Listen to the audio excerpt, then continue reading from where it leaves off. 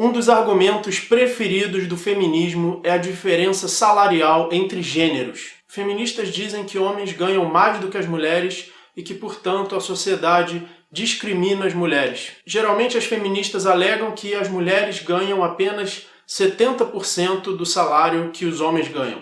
E na verdade é muito fácil refutar esse argumento. Basta um fato para refutar esse argumento das feministas, que é o seguinte: as pesquisas que levaram a essa conclusão, a esse número, de que as mulheres ganham apenas 70% do que os homens ganham, são pesquisas que simplesmente pegaram a soma de todos os salários de todas as mulheres e a soma de todos os salários de todos os homens e dividiram um número pelo outro. Essas pesquisas não levaram em consideração os diferentes empregos, as diferentes posições dentro de um emprego, as diferentes horas de trabalho. Essas pesquisas não levaram em consideração as diferenças entre as escolhas de cada gênero, qual gênero trabalha mais ou trabalha em áreas que pagam melhor. Não, esses números são baseados nos salários de todas as profissões, de todos os cargos, de todas as diferentes cargas horárias. Essas pesquisas trataram da mesma forma aqueles que trabalham 8 horas por dia e aqueles que trabalham 14 horas por dia.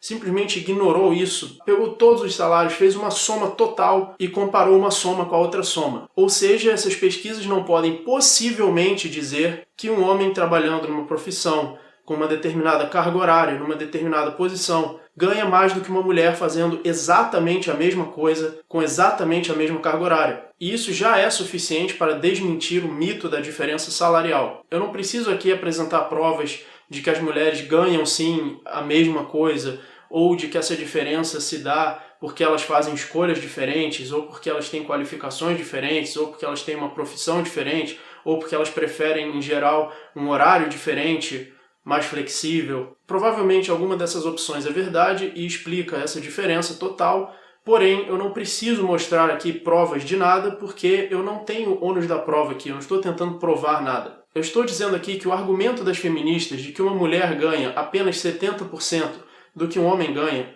para fazer exatamente a mesma coisa, com exatamente a mesma carga horária, é um argumento que não tem qualquer fundamento em qualquer pesquisa que pudesse possivelmente demonstrar isso, porque a pesquisa nem mesmo levou em consideração as diferentes profissões, cargas horárias. Agora, vamos supor que essa diferença existe porque as mulheres fazem escolhas diferentes dos homens. Porque elas preferem horários mais flexíveis, porque elas preferem trabalhar menos, porque elas preferem profissões que pagam menos. Isso é perfeitamente plausível e isso não é uma coisa ruim. Isso não tem absolutamente nada a ver com discriminação. Isso são escolhas que os indivíduos fazem. Por exemplo, eu não escolhi me qualificar para uma profissão que provavelmente fosse me pagar muito bem. E o que as feministas vão fazer em relação a isso? Vão exigir que toda profissão pague a mesma coisa? Que se uma mulher decidir se tornar uma confeiteira que assa bolos e um homem decidir se tornar um cirurgião cardíaco, as feministas vão o quê? Defender que o governo obrigue os dois a ganharem a mesma coisa? O preço de um bolo vai ter que ser igual ao preço de uma cirurgia cardíaca? Nem os socialistas da União Soviética eram tão idiotas assim em economia. Ou então, se você não fizer isso, você vai obrigar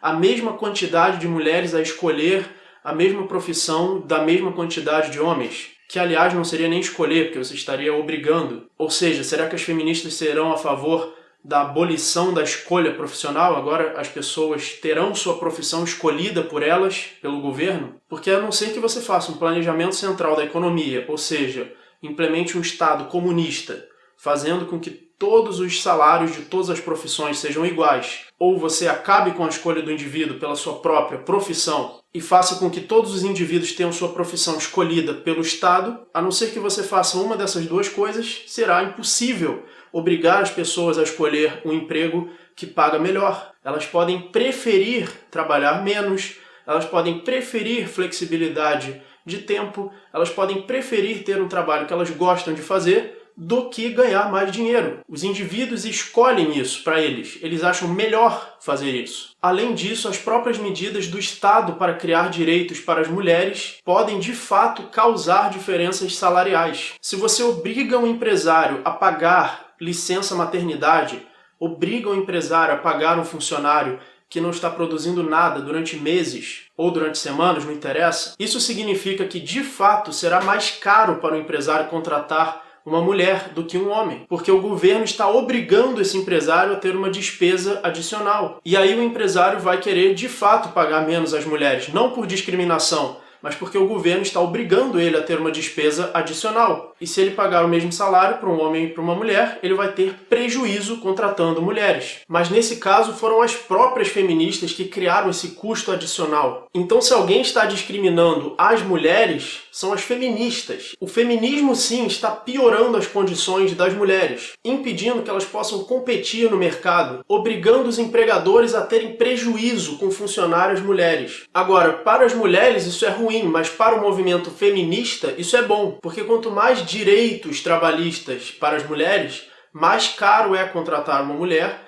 E daqui a pouco esse mito da diferença salarial vai se tornar realidade, e para o feminismo isso é ótimo, porque eles finalmente terão as estatísticas com as quais eles sonhavam, e são exatamente essas estatísticas que servem como ferramenta retórica para justificar o feminismo. São essas estatísticas que elas mesmas estão ajudando a criar, que são a base da argumentação feminista que eles usam para doutrinar pessoas nas universidades, nas escolas e na internet. Mas como a internet é um lugar aberto à discussão, aberto à crítica racional, o feminismo não consegue ter tanto espaço assim, por exemplo, no YouTube. Mas nas escolas e nas universidades, onde os alunos seguem uma autoridade dos professores, é onde as pessoas são realmente doutrinadas pelo feminismo e por outras ideologias de esquerda. É assim que funcionam as ideologias estatistas e autoritárias. Eles criam determinados problemas para depois vir com uma pseudo-solução, criando assim um ciclo que torna impossível solucionar um problema, já que o que eles apresentam como solução causa mais ainda daquele problema. Direitos trabalhistas para mulheres causam piores empregos para mulheres.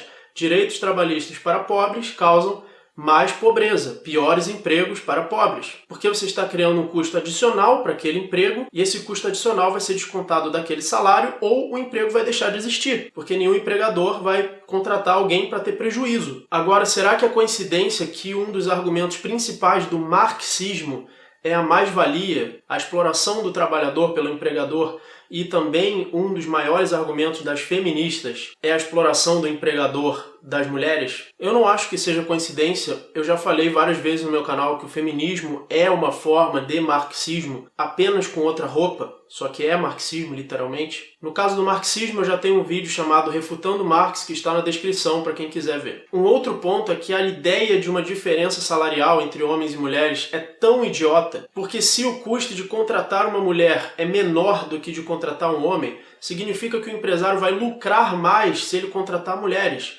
Então, se fosse verdade que as mulheres ganham menos do que o homem, os empregadores iam procurar contratar apenas mulheres, porque assim eles teriam que pagar menos e lucrariam mais. Segundo a teoria das feministas, os empresários parecem ser tão preconceituosos, mas tão preconceituosos que eles perdem dinheiro só para poder discriminar. Eu sou tão maligno, mas tão maligno, que eu vou perder o meu dinheiro só para poder discriminar.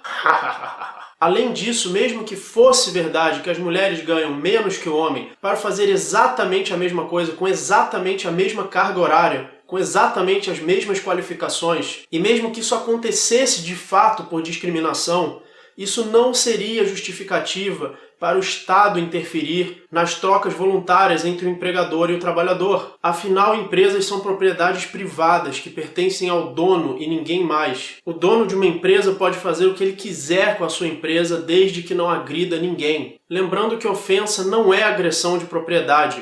A ofensa está em quem se ofende. A ofensa é subjetiva. Ofensas não tocam na propriedade privada de ninguém, nem da propriedade do próprio corpo. Se algum empresário realmente quisesse contratar apenas homens, ele apenas estaria se prejudicando com isso. Ele estaria perdendo metade dos candidatos a trabalhar na sua empresa e, portanto, estaria perdendo lucro. Bastaria um concorrente contratar ambos os gêneros e ele teria o dobro dos candidatos e poderia selecionar funcionários melhores, e a sua empresa teria mais chances de vencer a concorrência do que a outra empresa que discrimina. Fora que uma empresa que discrimina poderia ter marketing negativo, poderia ser boicotada, as pessoas poderiam ver com maus olhos essa empresa. Não é que o empresário lucre por mágica, não é que ele possa falar, sabe de uma coisa? Eu sou tão malvado, mas tão malvado, que eu não vou contratar ninguém, eu não vou contratar nem homens e nem mulheres. Eu vou ficar com todo o lucro só pra mim. Hahaha, não vou precisar pagar salário pra ninguém. Só que o lucro dele depende do trabalho dos empregados. O empregador não paga um salário porque ele é obrigado a pagar, porque tem alguém